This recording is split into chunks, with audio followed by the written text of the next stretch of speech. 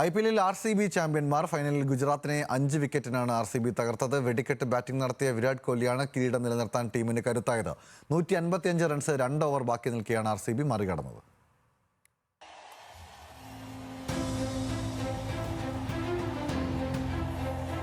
പത്തൊൻപതാം അംഗവും ജയിച്ച് റോയൽ ചലഞ്ചേഴ്സ് ബംഗളൂരു ഒരു കിരീടത്തിനായി 18 വർഷം കാത്തിരുന്ന ആരാധകർക്കും വിരാട് കോഹ്ലിക്കും ഒന്നിനു പിറകെ ഒന്നായി സ്വപ്ന കിരീടങ്ങൾ.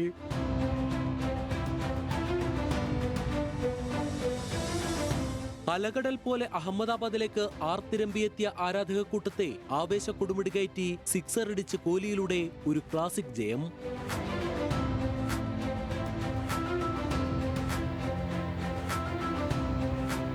ടോസിന്റെ ഭാഗ്യം കയ്യിൽ കിട്ടിയപ്പോൾ തന്നെ RCB പാതി ജയിച്ചു. ഗുജറാത്തിന്റെ ടോപ്പ് ഓർഡറിലെ ത്രിമൂർത്തികളെ നിലയുറപ്പിക്കും മുൻപ് പവലിയനിലെത്തിച്ചതോടെ മത്സരത്തിന്റെ വിധി കുറിച്ചു. Shubman Gill 10, Sai Sudharsan 12, Jos Buttler 20. 37 പന്തിൽ 50 റൺസ് അടിച്ച വാഷിംഗ്ടൺ സുന്ദറാണ് മത്സരം 155 റൺസിലെത്തിച്ചത്.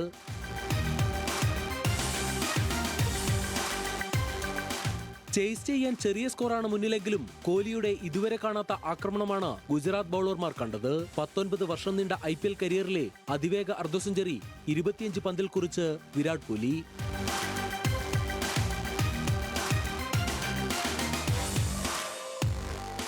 തുടക്കത്തിലെ വെടിക്കെട്ടിന് ശേഷം വെങ്കടേഷ് അയ്യരും പിന്നാലെ ദേവ്ദത്തും ക്യാപ്റ്റൻ രജത് പാട്ടിദറും കൃണാൽ പാണ്ഡ്യയും കൂടാരം കയറി. കോഹ്ലി ആക്രമണം നിർത്തിയില്ല.